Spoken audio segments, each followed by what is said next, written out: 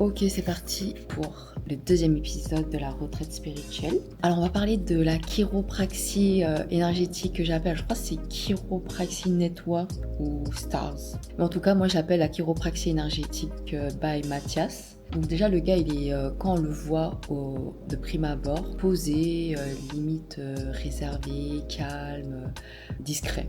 Et par contre quand le gars il est en soins, on sent qu'il a un charisme de fou, leadership, le gars il te dit les choses, blah, laser quoi. Il est juste génial. Moi je kiffe son approche parce que forcément ça allie l'énergie, mais il a une capacité, il a cette faculté de pointer, de dire là où ça fait mal quoi. Donc mais vraiment en douceur. Il capte les choses, il se connecte à toi, il voit à travers ton corps, au niveau de tes douleurs, et ensuite il fait son clic clac boum.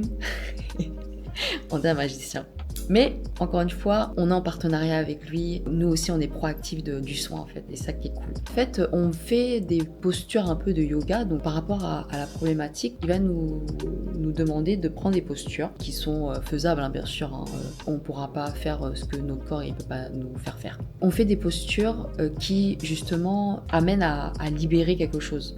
Vraiment à mettre en évidence l'endroit où ça fait mal. Donc il faut savoir que dans la pièce, on est toutes là. Donc c'est vraiment pas du individuel. Donc c'est individuel mais en assemblée. Donc c'est double effet. C'est-à-dire que on travaille en individuel, et de deux, il y a aussi l'effet miroir avec le collectif, avec les filles. Donc du coup, il nous a demandé de vraiment être présente pendant le soin, même si on passait pas. Donc parce qu'en plus, il met une playlist et la playlist déjà te fait chialer. Ça te connecte à quelque chose. Donc si tu es sensible aux fréquences, aux musiques, bah ça t'emporte en fait, ça te transporte dans quelque chose et ça te connecte à toi en vérité. Et moi je suis pas passée en premier, donc je suis passée en deuxième. En fait il y a 3 tables de massage où justement il nous demande de toujours remplir la table. C'est-à-dire qu'il y en a une qui s'en va, l'autre vient et c'est pas lui qui vient nous chercher. Donc lui il enchaîne parce que il a 3 personnes à gérer. Donc du coup à chaque fois c'est à nous d'enchaîner.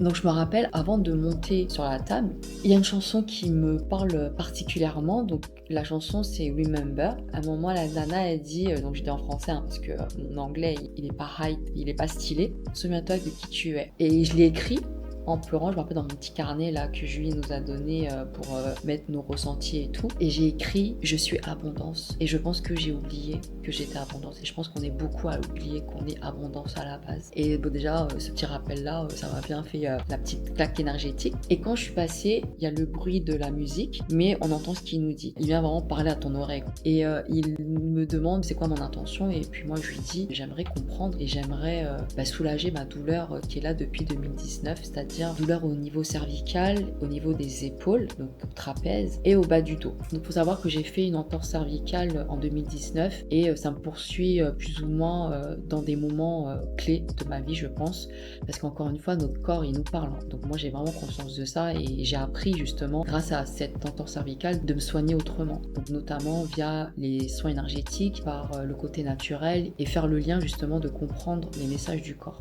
Et il me demande de m'allonger sur le ventre, je pose ma tête, tu sais, comme quand on est en massage, avec le petit trou pour respirer, et on attend. Donc à un moment, il me dit, ok, là, il y a un truc avec les traditions à les libérer. Connexion directe. Il me demande de me mettre en posture, de monter le bassin. On garde la posture le maximum qu'on peut, et après on peut reposer et repartir. Donc c'est vraiment en fonction de nous. On n'est pas là pour souffrir, quoi. Donc du coup, là, il y a plein de choses qui me viennent. Je sens que je suis en colère, et là, forcément, je commence à pleurer parce que je suis en colère. J'ai la tête qui est cachée, personne ne me voit. Donc il faut savoir que j'ai fait un challenge avant de partir à la retraite qui s'appelle le Money Reset, donc en lien avec l'argent. Et en fait, le rapport avec l'argent, c'est pas que l'argent, c'est vraiment tout ce qu'il y a autour, dans toutes les sphères de notre vie, notamment dans le transgénérationnel, dans la sphère privée, comment on perçoit, comment les croyances qu'on peut avoir au niveau de l'argent, dans l'équilibre de donner et recevoir. Et qu'est-ce qui fait que on s'autorise pas à recevoir parce que justement on a des croyances qui bloquent notre abondance, dont l'abondance financière, matérielle. Il y a cette image que je vois, c'est la femme qui est juste là pour faire des gosses. Donc j'ai eu une discussion avec mon père parce que c'est vrai que lui il aime bien parler de son passé et tout, de son enfance. Je lui avais posé la question, ouais mais papa, comment ça se passait à l'époque pour les filles, justement en Chine. Et papa il nous disait que justement la femme, elle n'avait pas le droit à l'éducation. C'est-à-dire qu'elle ne pouvait pas aller à l'école, elle n'avait pas droit à la connaissance, elle était juste là pour servir l'homme, quoi, en mode femme soumise.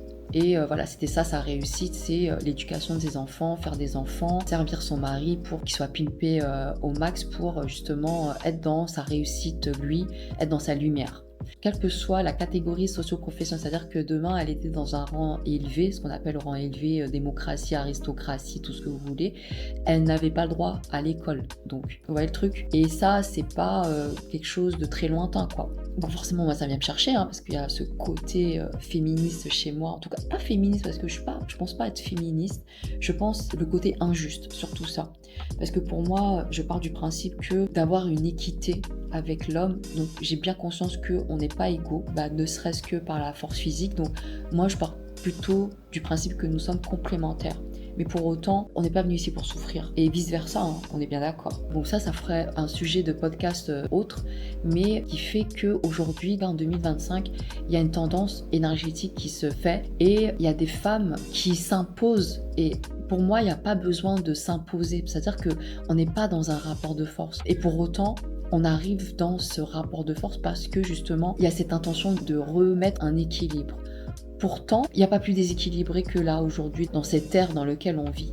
Et justement, le travail que moi je veux apporter, ça m'a demandé, ça me demande encore tout un travail en amont, une préparation en amont pour proposer justement ce retour à l'équilibre. Parce que tout est équilibre dans la vie, mais en même temps, c'est une utopie de dire qu'on vit dans l'équilibre. Bon, ça c'est un autre sujet de podcast. Mais pour revenir à mon soin, il y a eu cette colère en fait d'injustice en fait non, moi c'est pas ça que moi je vois ma vie en fait. Ma vie c'est pas juste m'accomplir en tant que mère et juste faire des gosses. C'est pas possible pour moi parce que je suis dans cette perspective d'entreprendre qui est quelque chose de tout nouveau pour moi, en plus dans la famille et en tant que femme, de me dire que je suis à ma place et pas d'aller prouver ma valeur. Et pour autant, on nous a conditionnés à toujours aller prouver notre valeur et c'est ce qui fait qu'on peut se sentir non légitime pour X raisons.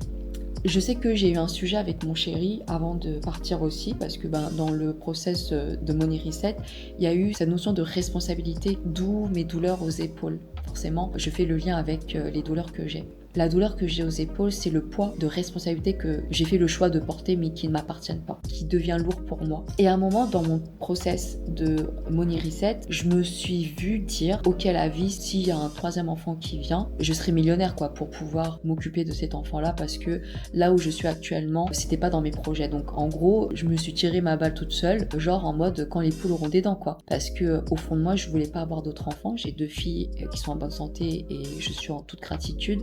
Et 2019, donc je conscientise ça, mai 2019 exactement, j'ai fait mon entorse cervicale et ça correspond à 1 mois après l'arrêt de ma pilule.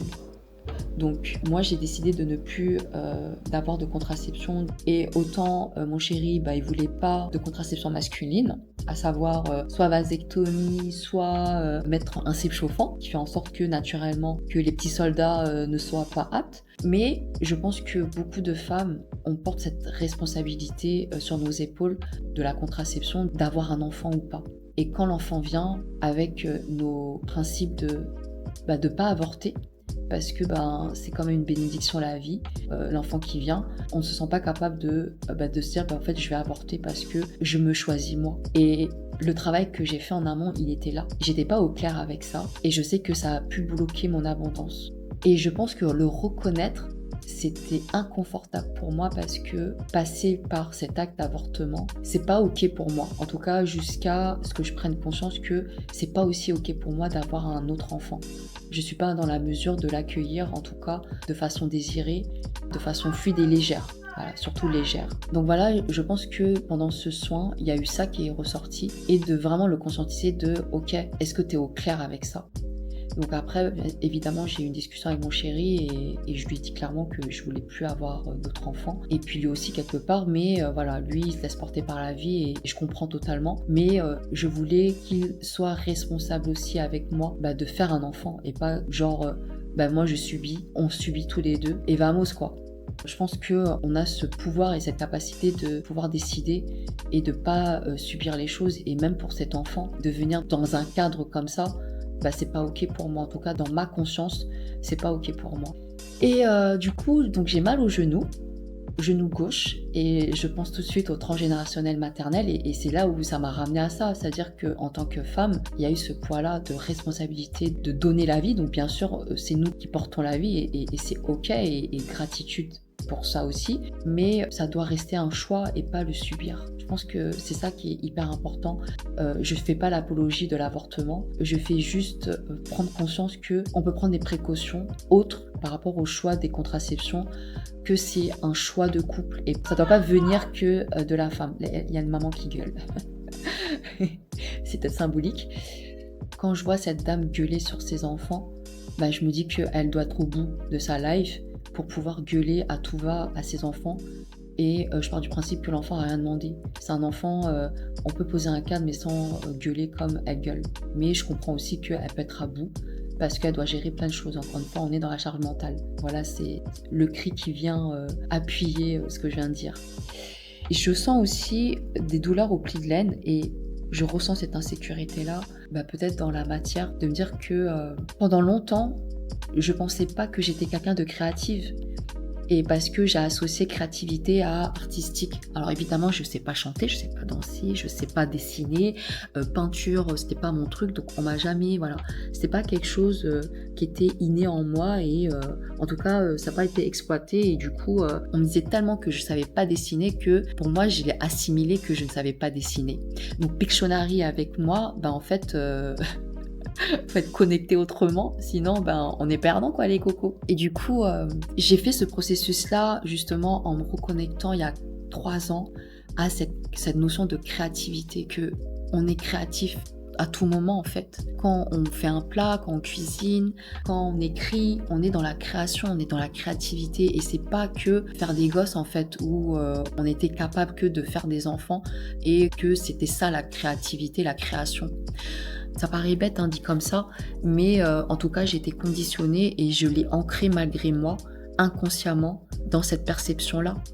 Et aujourd'hui, je change mon regard pour justement m'expanser et ne plus me limiter à me dire que, en fait, en tant que femme, et ça a été le cas pour beaucoup de femmes dans mon transgénérationnel, que ce soit à côté de mon père, que ce soit à côté de ma mère, qui ont pu vivre ça.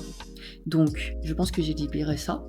Et le moment qui m'a fortement marqué pendant ce soin numéro 1, c'est il vient commencer à bouger mes jambes, Mathias, et il me dit c'est ok, tout va bien en fait. Et après, dans ma tête, je dis bon, s'il le dit, ok. Et après, il vient me chuchoter à l'oreille, tout va bien en apparence, n'est-ce pas? Et là, forcément, je commence à pleurer parce que ça va pas. En fait, et lui il a capté que ça va pas et ça m'a rappelé quand j'avais fait mon entorse cervicale, donc j'avais mal au bas du dos et quand j'ai dû aller voir la médecine du travail pour voir ma capacité parce que forcément il y avait tout un contrôle sur ça parce que ça perdurait quand même et en fait le médecin il me demande de prendre des postures, donc notamment baisser son corps, mettre sa main, toucher le sol. En fait j'arrivais à le faire mais malgré tout avec la douleur, mais pour lui comme je pouvais faire ça, en fait c'était ok, parce que si t'as mal au dos, tu peux pas, le dos il est censé être bloqué et là t'es peut-être en incapacité, mais dans ce qu'il voyait, j'étais dans la capacité, mais pourtant moi je ressentais la douleur, mais pour autant j'arrivais à faire le mouvement, parce que je suis souple, donc je me suis dit ok, si je peux pas lui dire que j'ai mal, parce qu'il va pas me croire le gars, parce que mon corps montre le contraire, donc c'est-à-dire que c'est tellement bien ancré de pas montrer sa douleur, de pas montrer quand ça va pas, que mon corps il a suivi quoi, je trouve ça puissant en fait. C'est hyper puissant. Le corps suit le mental en vérité. Maintenant, la question c'est qu'est-ce qu'on nourrit? Comment on nourrit notre mental pour qu'ensuite notre corps il nous suit pour que ça nous serve et que ça ne nous desserve pas. Là, ça m'a desservi en l'occurrence parce que j'avais mal et puis j'ai continué à faire genre tout allait bien. Et c'est vrai que je viens d'une famille où on dit pas les choses, en fait, on gère nos trucs tout seul et après, tant bien que mal, avec du soutien à qui veut l'entendre, quoi. Mais c'est vrai que très souvent, quand il y a quelque chose qui va pas, je vais le gérer d'abord toute seule, et tout ça dans ma grotte, quoi. En plus, en bonne ligne 2, je m'enferme en mode ermite. Et donc du coup, c'est hyper intéressant. Donc je suis partie conscientiser et je me suis dit, ça c'est fini en fait. C'est fini. Je fais le choix de me reconnecter à mon abondance, donc à ma créativité, à mon pouvoir créateur, dans le sens, c'est pas que dans le fait de faire des enfants uniquement, et que je peux avoir d'autres projets créatifs notamment dans le business, des projets de cœur qui ne sont pas forcément en lien avec faire un enfant. Donc du coup, après, il m'a craqué. Donc j'ai eu droit à mon petit shoot de craquage, parce que je l'attendais aussi. Et donc on s'est arrêté sur ça, sur la première séance. Donc ça, c'était super cool. Donc je vais m'arrêter sur ça, sur ce premier soin, parce qu'il y avait déjà beaucoup de choses à dire. Mais en tout cas, j'étais super contente parce que ça m'a reconnectée à ce truc de... En fait, on va montrer, on va exprimer notre créativité pour toutes ces femmes qui n'ont pas pu justement montrer leur potentiel, qui ont caché leur potentiel pour ne pas brider l'homme, pour pas leur faire de l'ombre. Et ça, c'est fini en fait. Et que je m'autorisais, moi, d'abord, à oser et m'autoriser à kiffer, quoi.